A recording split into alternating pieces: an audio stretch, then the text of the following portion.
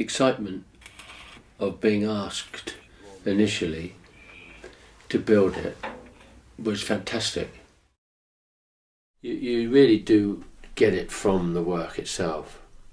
The excitement of seeing how things move unexpectedly under your tools.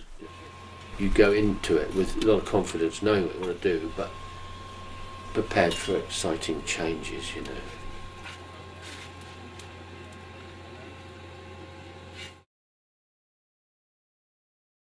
I had to make it work and had to find out how to make it work. Just going to college doesn't tell you that.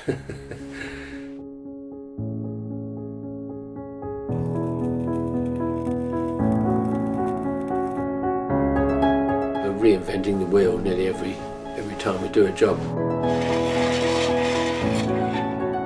What I enjoy doing is making things, simple things, practical things, beautiful things, when possible. But there are very few people that want to spend money on beautiful ironwork, you know. And I think that's probably always been the case, really, because it is a luxury thing. They love the idea, the image of being a blacksmith, but when it comes to the mundane, dirty, cold, hard work, where's the image gone? It's not there, you know. It's you and the anvil. It's lonely, so you've got to be in love with the anvil, and if you can think of an effective design that is also economic and smooth and easy to make and satisfying end result, looks lovely and looks properly formed and natural, and the end product you know is going to be there.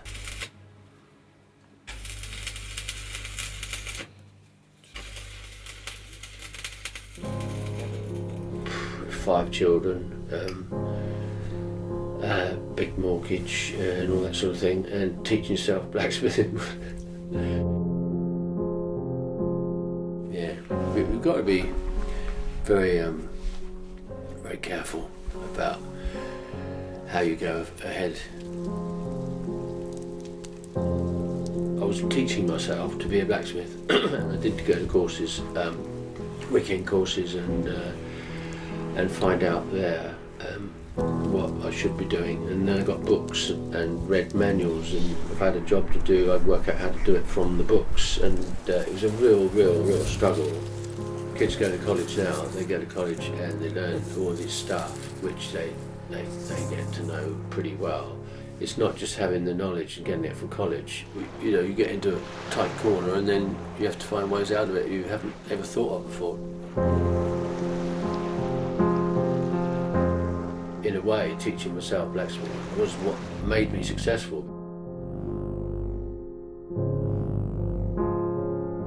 It did make sure that I knew my basics well.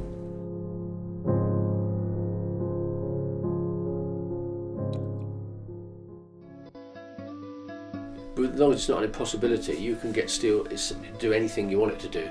It's a plastic material. So you can cut it, weld it, forge it, squash it, squeeze it, hammer it, drill it, and it all comes out the same. It comes out strong and effective, and the end result is always good. So if you've gone down the wrong route and it looks awful, or it's not working or whatever, you can change it. The everyday objects ought to be beautiful, otherwise they're in your face all the time.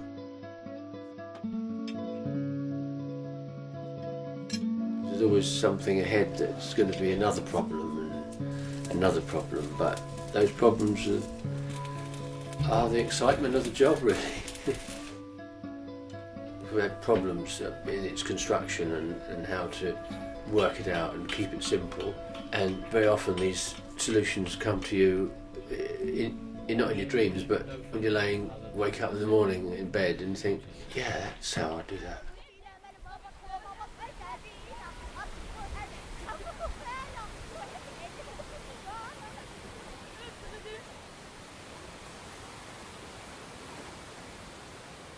I was asked to do it exclusively by the seafront manager, who, as it happened, I'd known for the previous 20 odd years, been a friend of mine, so He knew I was keen on music. He knew that I was dedicated to wanting to do something good.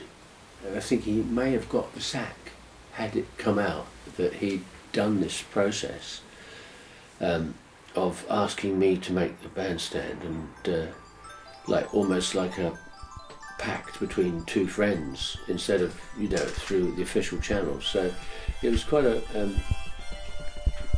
risky affair in some ways. It was a bit cloak and dagger really, but he trusted me to do it, and I didn't let him down.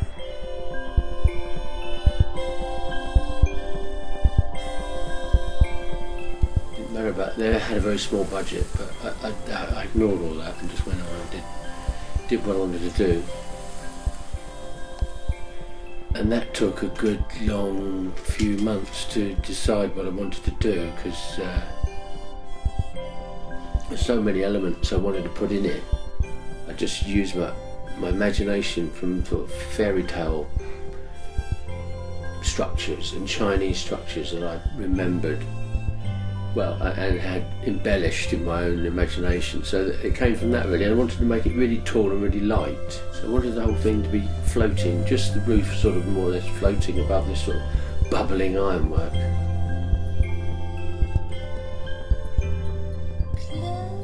The crest on the very top, that was it's almost like a little sculpture, although it's been done 100 times before. It's nice to see crows sitting on it now, and seagulls sitting on it, because I know every last bit of it, even now. I wanted to make something beautiful, and it had a good opportunity to do it. Got a natural amphitheatre for the audience, and it faces the sea. It's behind this bank or embankment on which Henry VIII used to have his guns. It's just dramatic. So it's a complete transformation from a horrible gun battery to a beautiful sight for people to enjoy an afternoon of music.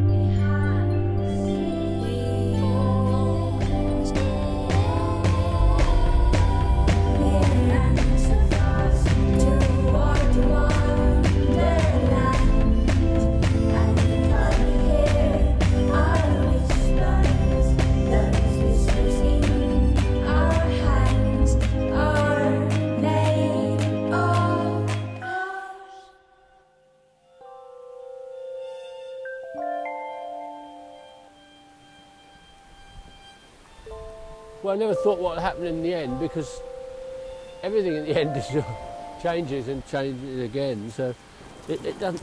I don't think it doesn't matter to me what happens. I just enjoy making things, and the process is everything really.